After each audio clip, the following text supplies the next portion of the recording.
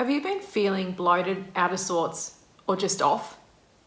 When we hit perimenopause, our gut isn't the only thing navigating changes, so is our nervous system. Perimenopause might not be a pleasant stage of life, it is a natural stage of life. And as you would have noticed if you're in the stage of perimenopause or interested in this topic, there is a lot of information out there about what to expect. But I believe it's really important to be aware of the changes in our body while not freaking out with every change, symptom, or sensation and assuming it's due to perimenopause. In today's video, we'll explore how perimenopause affects the gut and how somatic approaches like grounding and mindfulness can help you stay steady. So, why is the gut changing and why do things feel different in perimenopause? Primarily, it's due to a decrease in estrogen that can lead to changes in the gut microbiome, digestion, and can also increase inflammation. These changes can manifest in a range of ways, from bloating, constipation, reflux, and new food sensitivities that weren't there before. Your gut, brain, and hormones are all part of the same conversation. In fact, your gut has its own built-in nervous system, called the enteric nervous system, also known as the ENS. The ENS is like a second brain in your belly, constantly sending messages from your brain through the vagus nerve, which runs from the abdomen right up to the brainstem. So what does this mean for us in real terms? What it means is when we're experiencing difficult emotions, whether that's stress, anxiety, anger, fear, whether it's just general fear or fear of the symptoms and the changes that we're going through, it can lead to pain and symptoms in our gut. So you may ask, if you're going through these changes, if you just have to cop it. And no, you don't. My attitude towards perimenopause is, sure, things might change, but I'm not going to buy into every symptom or blame everything on perimenopause and tell myself there's nothing I can do about it. Actually, to this point, I even try and avoid articles or videos that go on about how bad menopause is and focus more on the ones that are empowering and offering hope as well as practical advice. Of course, it's important to be informed, but also to consume information with awareness and remind yourself that just because something might be a symptom of perimenopause doesn't mean that's why you have it. As always, it's important to seek appropriate medical advice if you are experiencing pain or symptoms and follow that advice. But what we're going to talk about today is strategies that complement any other interventions that you might be using to support your gut health. If you've watched any of my previous videos, you'll know that I work with neuroplastic pain, which is essentially pain that is learned by the body and is not caused by structural issues. And I want to be clear that what I'm talking about today is not neuroplastic pain. I don't believe that menopause is neuroplastic. However, I believe that some of the strategies we use to manage neuroplastic pain can also be really effective when managing perimenopause and particularly gut issues related to perimenopause. So the first practice I want to talk about is somatic practice. Somatic practice can be a few things. We might do a more formal somatic tracking meditation where we lie down and we spend quite a bit of time tapping into our body and see how it feels and noticing our body with curiosity. And if you're interested in doing some somatic tracking, I have a video that guides you through it and I will link that in the description. However, what I feel is more helpful on a day-to-day basis is just a somatic check-in. So I'll take you through a quick somatic check-in now, and you will see that it's short and it is something you should be able to incorporate in your day, either part of your routine or when you feel uncomfortable sensations in your tummy. So let's just start by taking a nice deep breath. I like to put my hand on my belly just so I can really notice that breath going in and making sure that it's deep. And just taking a few breaths and beginning to notice any sensations in your belly, just looking at those with curiosity. And right now you might not find anything there, or perhaps you find some sensations, and I'd like you to describe them using neutral language. So language that I like to use when I have sensations in my belly can be things like, it feels a bit bubbly, or I can feel some stretching, or it feels a little heavy. Just noticing with curiosity and using neutral language, and perhaps saying to yourself, I'm noticing some heaviness, and it's okay for you to be here. I don't need you to go away. And just taking another breath, and that's it. That's your check-in. But what I find interesting about doing a quick somatic check-in is that often I'll notice that I'm holding myself or I'm creating the tension. So rather than the sensations coming from my body, they're actually coming from the way I'm reacting to how I'm feeling. And if I can loosen around the edges and just breathe into those feelings, often it will start to loosen. As I said, that's not the intention of the exercise. The intention of the exercise is to bring curiosity and acceptance. However, you will often find by just taking that moment to tap in and breathe that the sensations will start to subside. The next simple activity that I love is grounding. My favorite grounding activity is putting our feet or hands straight on the earth. I know that's not always possible. It's not something that people can do every day necessarily, or depending on how the weather is. But other ways we can tap into nature are things like noticing the sunrise, the sunset, even just looking at the sky and watching the clouds float across. Perhaps it's the moon that you like watching, but just spending some time to notice nature, just take a breath and be in the moment.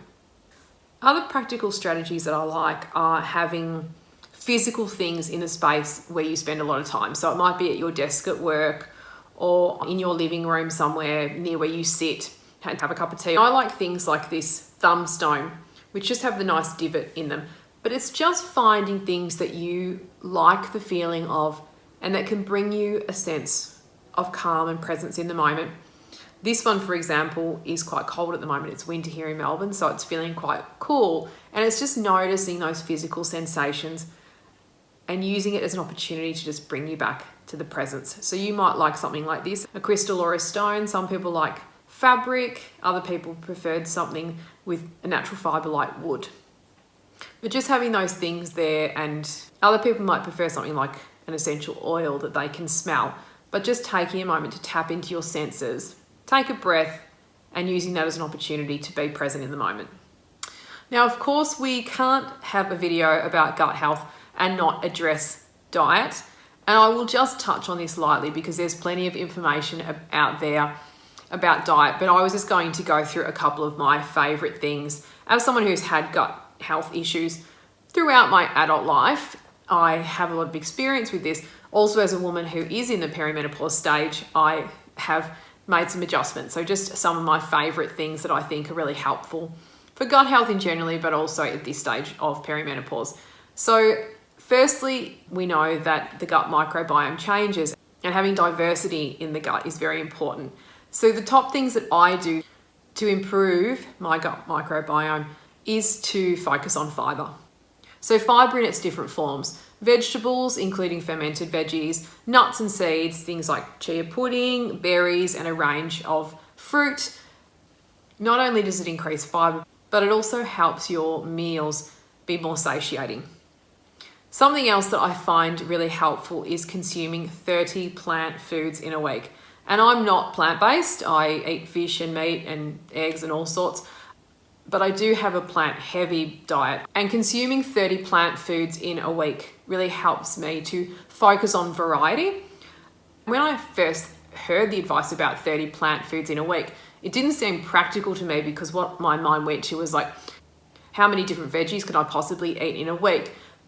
But it's much broader than vegetables and includes things like nuts and seeds, herbs, and all sorts of superfoods that you might put in a smoothie as well, cacao nibs. So I find that when I add mine up, it's actually quite a fun challenge to see how many you can add in a week. And my top tip for getting closer to the 30 is having things like mixed nuts or a mixed seed sprinkle that you might put on salads or on yogurt, and then you can get quite a few plant foods in one sitting. Also, I think it's fair to say that menopause isn't necessarily an easy part of life, and it's important that sometimes we can reach for healthy comfort food. So this might be just when we're needing a bit of an energy boost, or we haven't had a good night of sleep and we're just looking for something soothing and comforting, particularly in the afternoon when we might have a bit of an energy lull.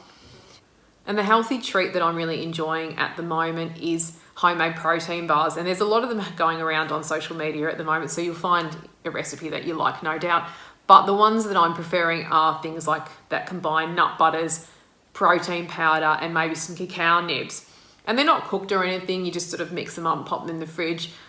But I think it's really important to have those go-to comforting foods that are perhaps a little bit sweet, but are readily available on hand, and to help us not reach for things that aren't going to be good for our blood sugar or that are overly processed.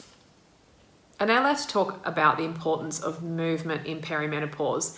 And most of us will know that things like walking, strength training, and dance have really positive impacts on us at any time, but particularly during perimenopause, as they have the ability to reduce hot flushes, anxiety, and support our digestion. Also, walking after meals helps balance our blood sugar, which is not just positive for digestion, but also improves our mood. And by managing our blood sugar, we're not just helping our digestion, we're also improving our mood and mental clarity. And I certainly find, as do many of my clients, that going out for a walk, even if you do have a bit of pain or discomfort or bloating, that it often tends to just relax the body through the motion, but also just helps with messages of safety for our nervous system, because if we're out walking and enjoying being in nature and not taking things too seriously, that it can just send those messages of safety and calm and just let things settle down a little bit. Another movement that I love to do, whether it's when you're sitting or standing, is just twisting from the waist, and twist to the place that is comfortable for you. But it's actually quite an enjoyable sensation and feeling, but it also has the benefit of aiding digestion. And in traditional Chinese medicine, they also say that it helps the liver's role in processing emotions, especially anger and frustration, which we know is important. We always want to be able to process our emotions, but particularly if we're experiencing some of these emotions during perimenopause, it can be super helpful. Of course, it's important to talk about regulating our stress. And for you, the things that help you regulate stress might be things like gentle yoga, meditation, or breath work. These things help, of course, calm down the nervous system and support gut-brain harmony, but also remembering to have fun. And I did a video about this recently, and I'll link that in the description. And scheduling in some time to do things that you enjoy. So this could be a range of things. We all have different things that we enjoy and hobbies, but I think it's easy, particularly for a lot of women who are in perimenopause stage and have really busy lives, and they're always busy looking after other people and running their kids around, and perhaps looking after parents who are aging, but really important to schedule in things that are fun and nourishing. I have a client who loves to knit, but she doesn't get to it very often. And part of the work that we do together in coaching is talking about on a weekly basis what she can do that will bring her nourishment. And knitting often goes on the list. And she almost always reports back to me how good it felt when she was knitting and how good she felt afterwards. However, she also points out that she always forgets how good it is before she does it, and she doesn't remember how good it is until she does it. So really taking some time to think about what those things are for you, and then scheduling some time in and doing it. As I mentioned earlier, the gut health is closely connected to the vagus nerve. And sometimes when we're experiencing not just stress, but also other emotions such as anger, fear, and grief, we can have physical pain, including gut issues. So what I find a really good practice to do regularly, particularly when you might be experiencing some gut symptoms, is to scan over the last, say, 12 or 24 hours to see if there's been anything that's happened that might be upsetting or stressful for you. So when doing this scan, what I like to ask is something like, what negative, judgmental, fearful, or mean thoughts have I had in that 12 to 24 hour period? And perhaps nothing will come up, and that's fine. You've just done a bit of a check-in. You've gone, no, I haven't been upset. I haven't been under stress. So probably in that case, your emotions aren't fueling your gut discomfort in that period. However, if you do come up with something, so it might be, oh yeah, I was so cross in that meeting yesterday when so-and-so disagreed with me, and I didn't feel that I could process those emotions afterwards because then we just went into another meeting, or it wasn't appropriate to do it in the workplace. So if you do find something then here are some of the other favourite journal prompts that I like using when I've done a bit of a scan and I realise there is something bothering me. So some other things that you might ask yourself are, what comments, situations or ideas have I reacted to? How did I feel in the moment? So that's like what emotions came up in the moment. What are the attached or underlying emotions? So for example, with that work example that I just gave, so in the moment you might have felt angry, but then you look at the underlying emotion and you say, well, it's not really anger that it got there, it's that feeling that I'm not good enough, or that feeling that I always get it wrong. So there might be something more like judgment or shame that is the underlying emotion, even though anger is what came up first. And then asking yourself, how did it feel in my body at the time? So that might be your somatic check-in, or you may have remembered that you just felt tense at the time. You might not be able to go back and tap into it, but if you can, that's really helpful. And then practicing self-compassion, which is a really important part, I think, of journaling. So you may just say to yourself something like, I accept my feeling and experiences in this moment. Finish off your practice, or you might like to do some tapping or some breathing, but just congratulate yourself for spending some time doing journaling and checking in with yourself. And then just that affirmation to help you then move into the next activity of your day. So how might this look in a day, you ask, and how might I fit it in? And here's just some ideas of where you might fit some different things within your day, not necessarily things that you do all at once or do every day. But let's just say, so let's start with the morning. I actually like to wake up and before I get out of bed, just do a very short guided meditation. So this is just 3 or 4 minutes, just checking in, seeing how I'm feeling and just setting a positive intention for the day. At midday, you might like to do something like a somatic check-in. So just before you eat, like just checking in, is there any tension in your tummy? Are you hungry? And just taking a moment to breathe before you eat. In the evening, you might have some gentle movement after work or after you eat. And then at the end of the day, before you get ready for bed, you might take some time to get your journal out and jot down some things that have happened during the day and just work through those. So just remembering that menopause isn't a glitch. It's a phase of transformation. Your gut and your nervous system are speaking, so it's important for us to learn to listen with curiosity rather than fear. Also remembering that every new sensation we feel is an invitation to take a moment to pause and practice mindfulness, breathing, or grounding. If you need more support, I work with clients one-on-one, both face-to-face and online, and I specialise in gut health and menopause. If you're interested, you can start by booking a free 20-minute consultation where we can have a chat about what I do and how I work, and if it would suit you, and the link is in the description. So thanks again for listening to the video. Please like and subscribe and comment if you found it helpful, and I'll see you in the next video.